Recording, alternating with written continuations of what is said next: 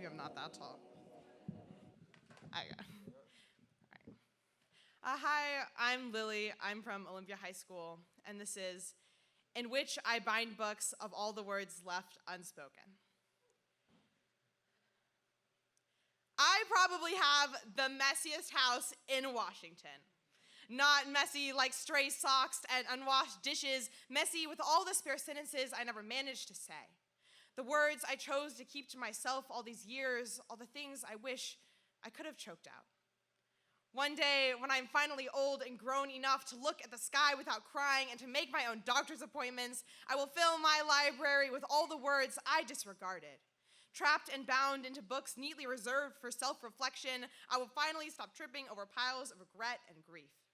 Never again have to push aside insignificant anecdotes and "I miss you" texts to brush my teeth in the morning.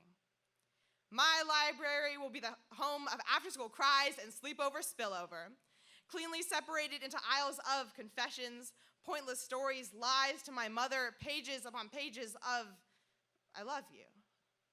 And it's okay. I hope you find your way back to me someday when my daughter comes home and tells me that she made choices that tasted like tragedy this weekend, that maybe she doesn't know the boy from health class as well as she thought she did, and she does not know what to do. I hope that I do not fill her ears with tidal waves of what she already knows, that she will never be flipping through faded pages to see, "Call me whenever you need me. You are not a broken promise. I will always be right here." After the first real heartbreak of my son's life, the small leather-bound journal in the corner of the furthest bookshelf will be the last thing he will want to look at. Filled with everything she never got to hear, words bursting from the pages, "You're right. It is you. Tell the truth. Is there someone else? I know you loved me at one point. I just don't understand why you can't anymore."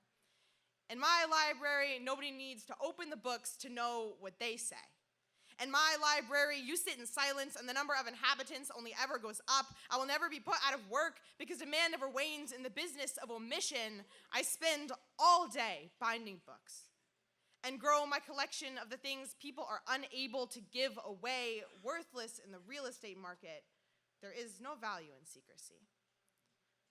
So if you ever find your way into my library, maybe you will open the novels of what I never got to tell you after you left for the second time and broke my heart for the 18th. At least in my library, I get the chance to say that I would have ruined my life over you and loved every second.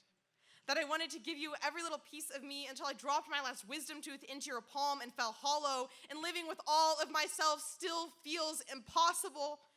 These books, the last remaining testament to my knowing you. Literature is, after all, the most permanent art form. And my library only continues to grow.